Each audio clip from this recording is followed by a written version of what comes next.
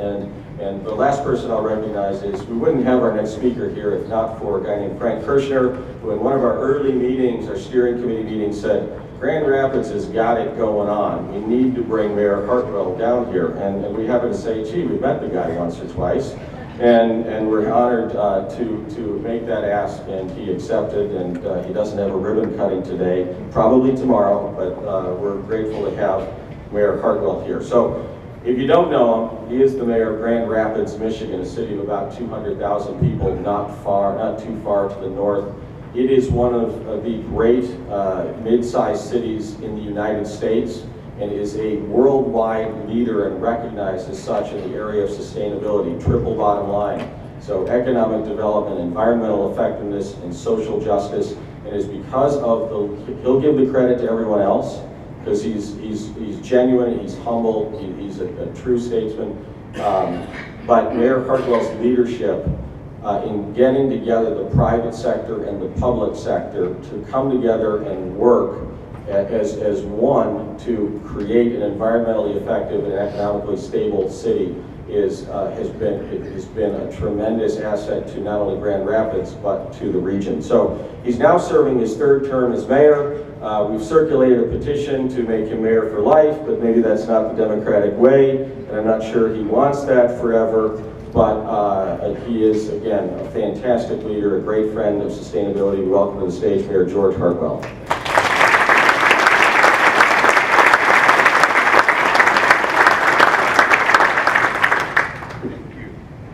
Thank you, John. Good morning, ladies and gentlemen. Mayor Buttigieg, no one is going to mistake me for a member of the graduate panel. But Gary, old-timer, that's just one step shy of a geezer. Mayor Buttigieg was kind enough yesterday to take time out of his very busy schedule to give me a personal tour of this great city. A city that I know to some degree because it is my wife's hometown, born and raised.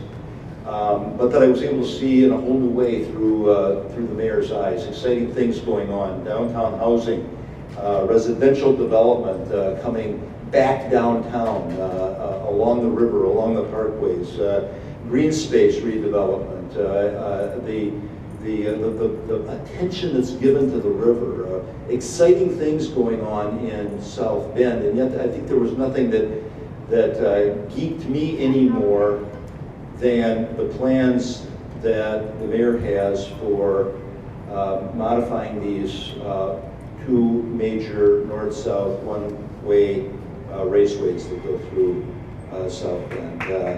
It is, I believe that could be the single most transformational thing that this city could do, is to shrink those streets, to make them two-way, to do the things that you do to get people to slow down and see that there's actually a city here, and move not only cars but people and non-motorized vehicles safely and comfortably through the city. So, Mayor, congratulations on what you're doing here, and people of South Bend, get behind them on this.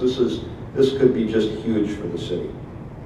Congratulations to all of you for being part of what is, in my opinion, the best of the conferences on green practices for businesses and communities in the country today. We hosted, as it was mentioned, GreenTown conferences in Grand Rapids several years ago, and those who attended, who were already dedicated to sustainability, came away with being affirmed in their belief and coming away with some great new ideas to implement. And for those who were just learning to spell sustainability, they were enriched by the experience. They came away, I think, for many of them, this conference was, and I trust will be for you, a game changer. So wherever you are on that spectrum, from sustainability superstar to beginner, you will leave this conference today with at least one good new idea, probably many, many more that you can incorporate into your business, into your educational institution, into your municipal practices that will make the planet a measurably better place and you a measurably better human being. My own journey on or towards sustainability started on a trout stream at age 8. How could you hold a brook trout in your hand, standing in a clear Michigan stream, seeing those beautiful blue spots encircled by red, the white etching on the dark fin, and not be convinced that of a planet that we live on needs to be protected for generations to follow. The environmental bottom line for me was firmly established. My continuing education in sustainability came when I worked with the homeless poor in my city as a pastor. I came to understand that a city cannot be sustainable if it leaves some segment of its population behind, if it does not provide great public education for its children, if it tolerates race and class-based disparities without working to eliminate them. The bottom line, social equity. The second bottom line was firmly established in my heart as I worked with the poor and the marginalized in my own city. And then I became mayor, and I quickly came to understand that even if a city pays great care to its natural environmental assets and it cares for its poor and marginalized population,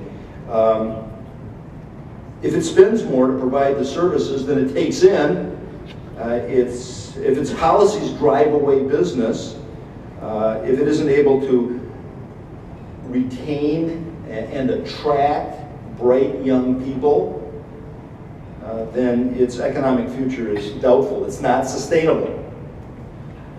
So the triple bottom line of economy, equity, and ecology began shaping our policies in City Hall and began shaping my own life practices.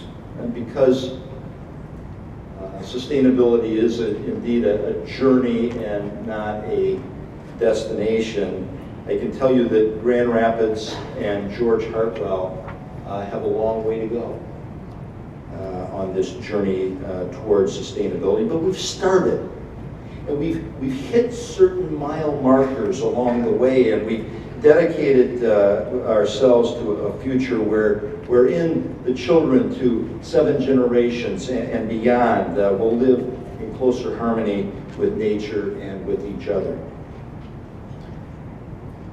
In another life, I taught leadership courses to undergraduate students at Aquinas College in my city. And I would tell my students that among the many characteristics of a leader, 3 are essential: vision, courage, and hopefulness. Vision, courage, and hopefulness. Of course, others, ethics, charisma, persistence, collaborative practices are all important, but without vision, courage, and hopefulness, no one will follow you. And so to the mayors in this audience, and to the business executives and nonprofit directors, to the department heads and in municipal governments and in business, to the university leaders and presidents and faculty, to the up-and-coming leaders of the future, the young people who are here with us today, I would remind you of the words of Daniel Burnham, the architect who 100 years ago, 1913, headed the team that developed the plan, the Chicago 100-year plan. Burnham said, make no little plans. Make no little plans. They have no magic to stir man's heart. Make big plans. Aim high in hope and work. It is your vision that will drive your organization. Why bother with small vision? With easily achievable visions that leave people generally unsatisfied, that cause the needle of sustainability only to tremble a little bit. You want to leave a legacy of change and improvement, of growth and sustainability? Make big plans. Hold a great vision in front of your people. Now, my vision for Grand Rapids on taking office in 2004 was for our city to become the most sustainable city in the nation. A modest vision. On the environmental side, I boldly stated that 20% of our municipal power would come from renewable energy by 2008. At that point, we were at 0%. People told me I was crazy.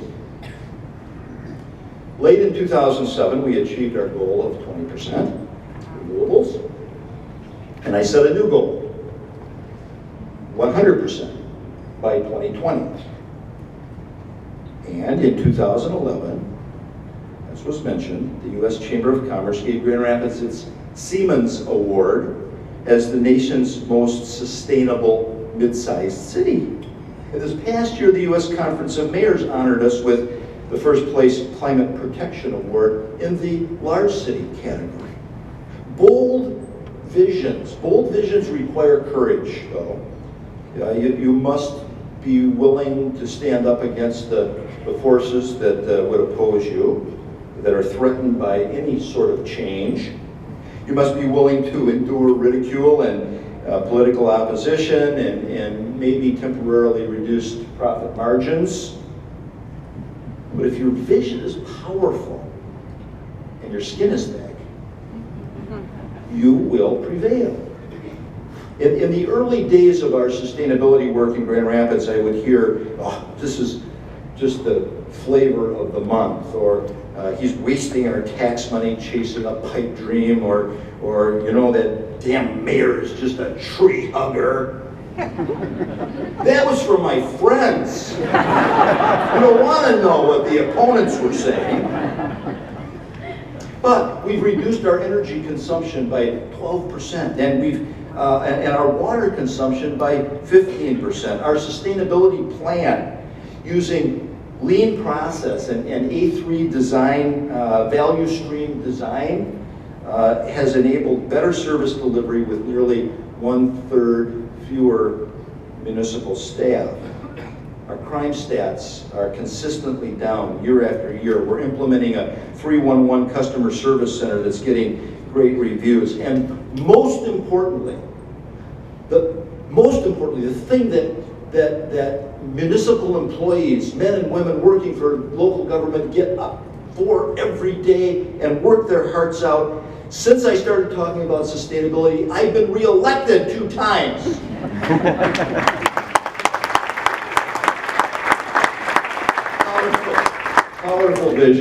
Powerful vision, great courage. How do you sustain that? Well, it's that third characteristic of the leader that I mentioned previously, hopefulness.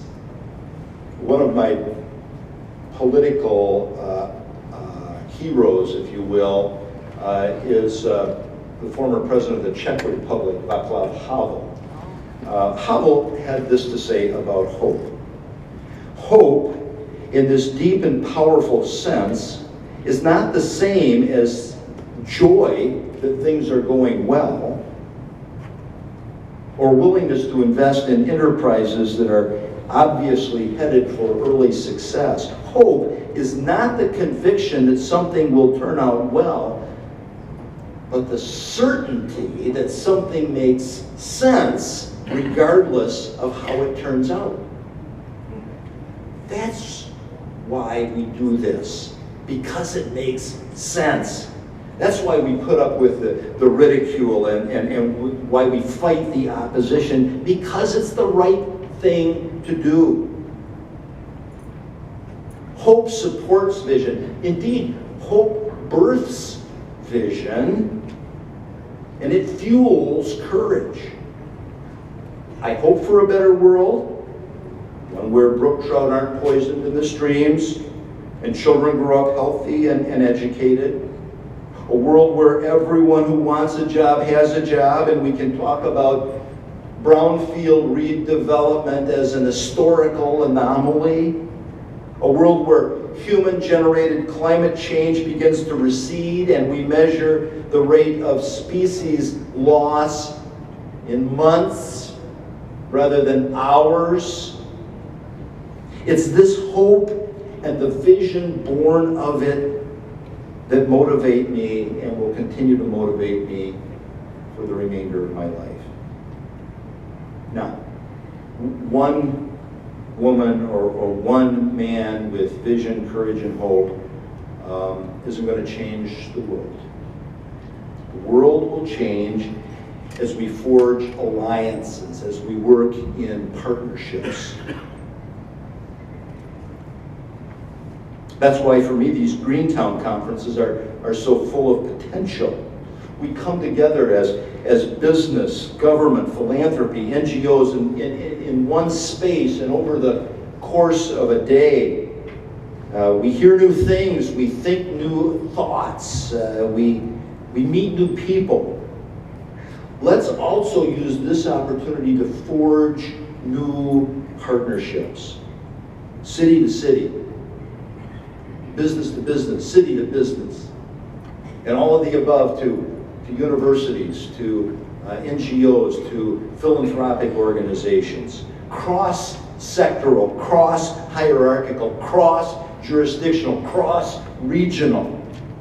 We will get things done through partnerships. In 2005, in the Grand Rapids metro area, we formed something called the Community Sustainability Partnership. It was born of necessity. I wanted to do sustainability planning in city government, and we realized that we had little understanding and fewer resources to be able to do that, and so I found 4 smart partners. Grand Valley State University, Grand Rapids Community College, Aquinas College, Grand Rapids Public Schools, and 3 college presidents, 1 superintendent, and 1 mayor signed a covenant to work together to develop our own sustainability plans. We spent a year researching, and then we drafted what we call the common framework for sustainability planning. We felt that if we were all working off of a similar template, that we would more likely find areas for synergy and cooperation. Along the way, during that first year, we opened our membership to other partners, business, other governmental units, foundations, NGOs, faith-based organizations, and other institutions of higher education. And today, we are 211 members strong, all dedicated to sustainability, each one developing and implementing its own sustainability plan and looking for opportunities to partner with others. Now, being evangelists for sustainability, we took the concept on the road, and today we have helped others form sustainability partnerships in Muskegon, in Holland, in Kalamazoo and Battle Creek, in Owasso, all in Michigan, in Toledo, Ohio, in Mobile, Alabama. Each of these partnerships is advancing sustainability in their own region, and that gives me hope. Now, there's a final point I want to make before I wrap up this keynote speech. Sustainability is not a Democrat or Republican thing. It is not for big cities alone or small cities alone. We have become so deeply polarized in this country that even something as important as our future existence as a species on the planet is subject to partisan division. Sustainability is as critical to the heartlands as it is to the coasts. It manifests itself differently in different places. Here we see tornadoes and floods, and there they see rising sea levels and hurricanes. But we both see human suffering and an unsustainable distribution of wealth. Sustainability adherents come from every race and class and age.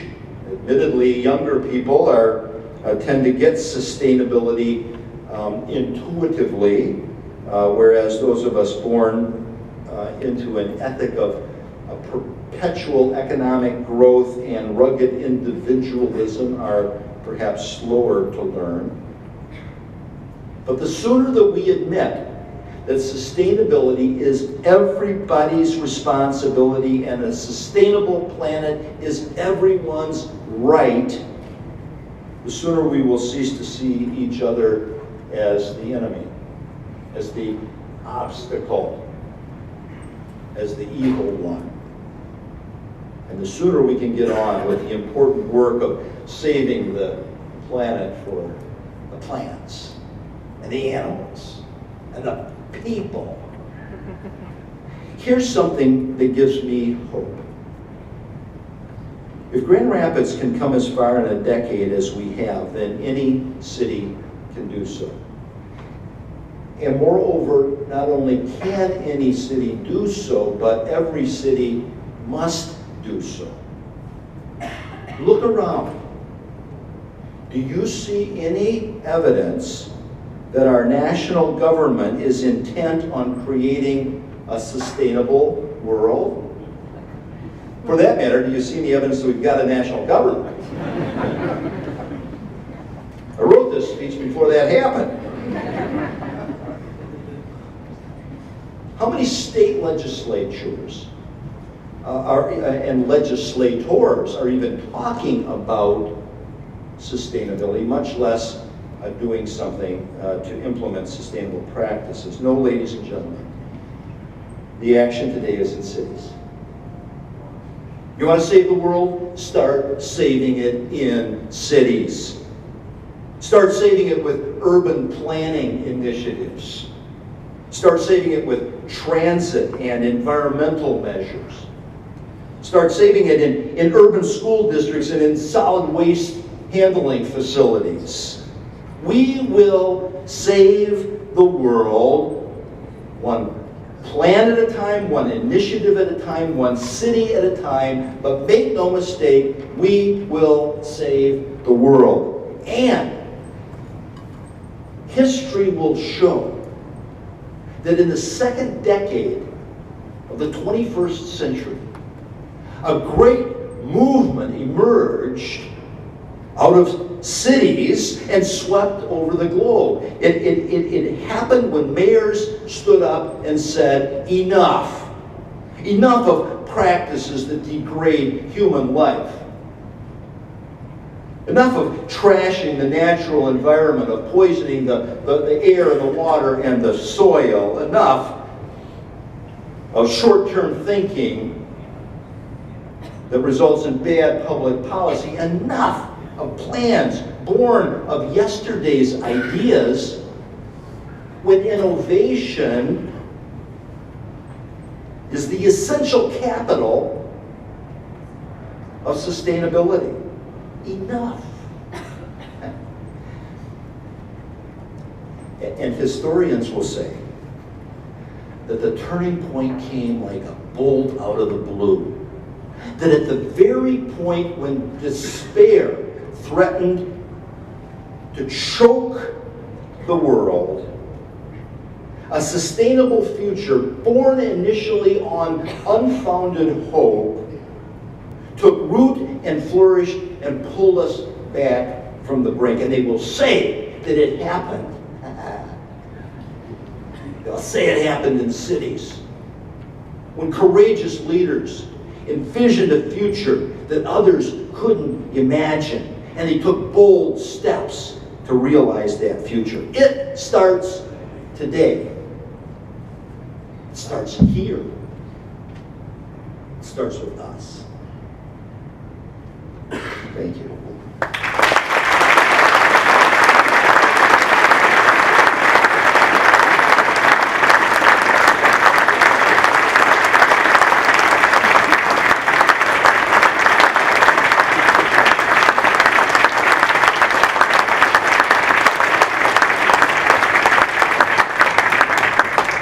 It starts with us. Good. Thank you, Mayor. Thank you very, very much. We have time for 2 questions. We have microphones in the back. Raise your hand if you'd like to ask a question of Mayor Heartwell. One down in front, right here.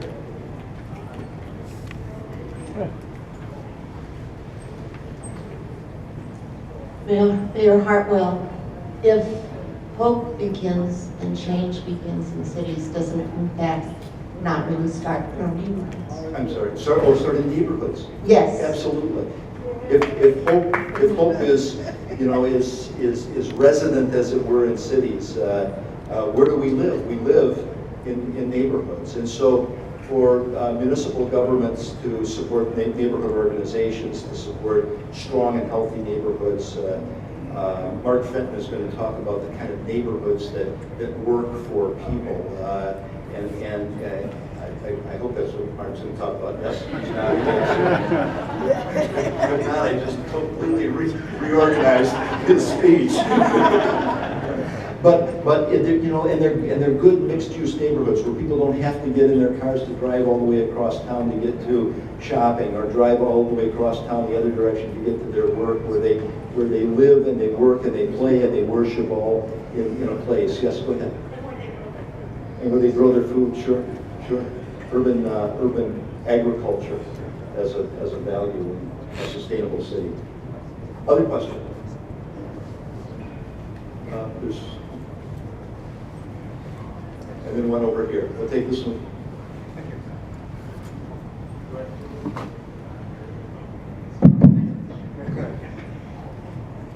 Okay, my particular concern is energy. And right now we're at a time of significant global warming, due in large part, not exclusively surely, but due in large part to fossil fuels. So much so that you have, for example, the national movement against the XL pipeline. And more regionally and locally, you have resistance to fracking. Now, you being from Michigan should be especially aware of this, because I understand that there are significant shale gas deposits under Michigan.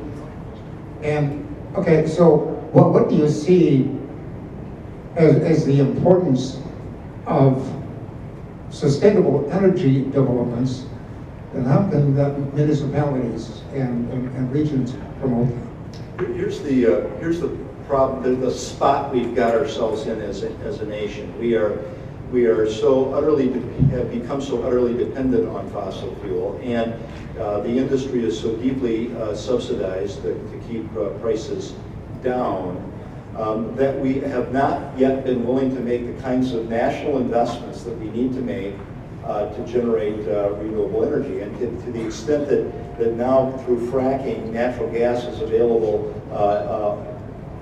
for decades to come at costs that are quite low, it's a disincentive for us to develop renewable energy sources. I'm a firm believer in renewables.